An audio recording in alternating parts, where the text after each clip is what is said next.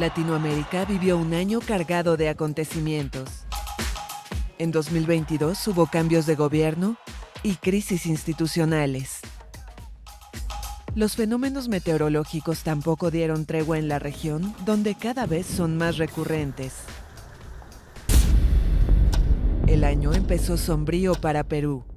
En enero, el vertido de casi 12,000 barriles de petróleo frente a la costa central del país causó la muerte de una cantidad indeterminada de peces, aves y mamíferos marinos.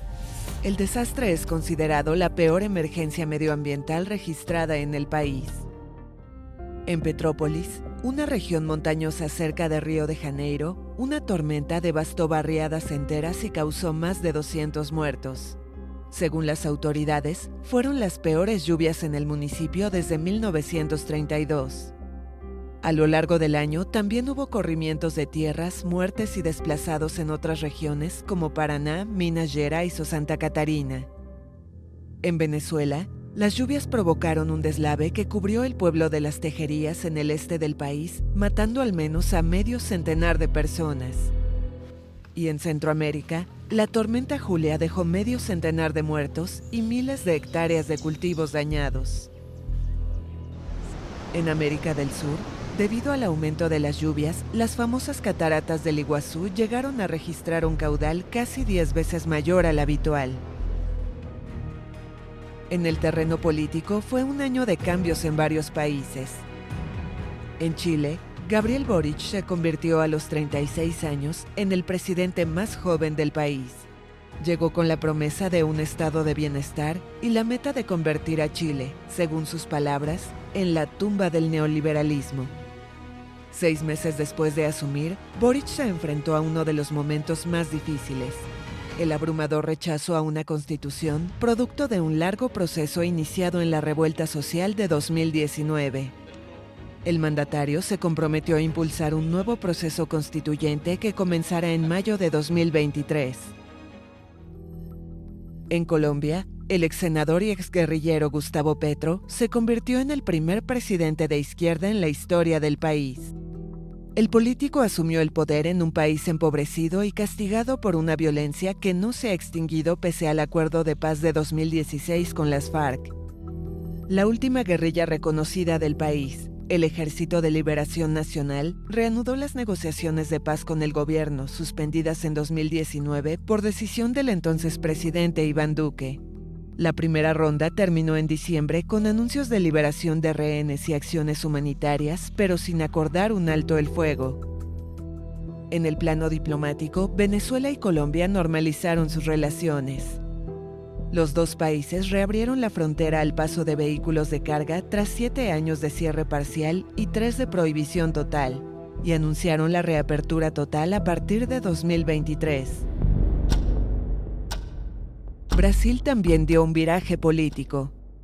Tras una elección muy polarizada, el expresidente de izquierda Luiz Inácio Lula da Silva se impuso en un balotaje al derechista Jair Bolsonaro, que buscaba la reelección. Muchos bolsonaristas no aceptaron la derrota y bloquearon durante días carreteras en todo Brasil, causando trastornos, tensión y riesgo de desabastecimiento. Pero el Tribunal Superior Electoral ratificó el triunfo de Lula, que vuelve al poder por tercera vez. En Argentina, el año fue de turbulencias políticas en un escenario económico inestable, con una inflación anual estimada en 100% y marchas cotidianas de trabajadores y desocupados. En septiembre, un intento de homicidio contra la vicepresidenta Cristina Kirchner generó conmoción. Tuvo lugar cuando un hombre armado se coló entre los seguidores que la esperaban a las puertas de su casa para respaldarla en un juicio en su contra. En el marco de ese juicio, en diciembre un tribunal encontró a Kirchner culpable de fraude y corrupción cuando presidió Argentina de 2007 a 2015. La condenó a 6 años de prisión y la inhabilitó para ocupar cargos públicos de manera perpetua. Pese a la decisión, Kirchner no irá a prisión por contar con fueros. La vicepresidenta atribuyó el fallo a una mafia judicial que opera en su contra. Mafia judicial. En Perú, una nueva crisis institucional. Asediado por el Congreso y la Fiscalía, que lo acusaban de corrupción en su entorno político, en diciembre el presidente Pedro Castillo anunció la disolución del Congreso. Pero sus ministros renunciaron y las Fuerzas Armadas y la policía no lo apoyaron, mientras que el Parlamento ignoró su decisión y lo destituyó.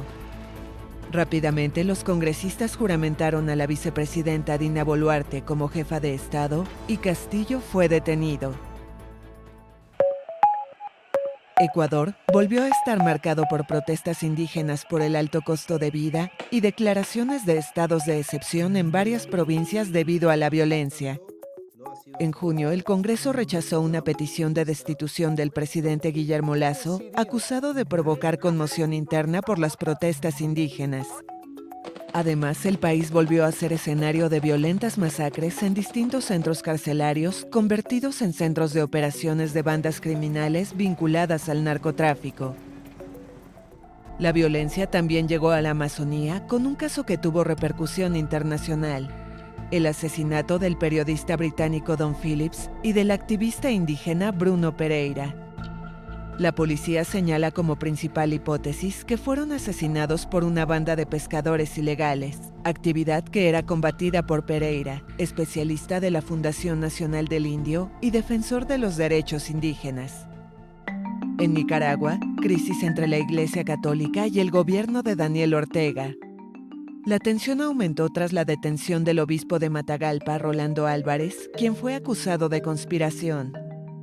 Este año, el gobierno expulsó al nuncio apostólico Valdemar Sommertag y legalizó la Asociación Misioneras de la Caridad de la Orden de la Madre Teresa de Calcuta y cerró varios medios católicos, entre ellos el canal de televisión de la Conferencia Episcopal.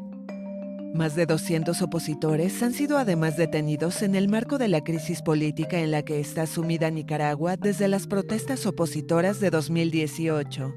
Entre los detenidos hay 7 antiguos candidatos presidenciales. En la frontera de México y Estados Unidos, la crisis por la llegada de migrantes continúa. Según datos oficiales, el número de migrantes venezolanos, cubanos o nicaragüenses que intentan cruzar la frontera terrestre de Estados Unidos aumentó un 149% con respecto a octubre de 2021.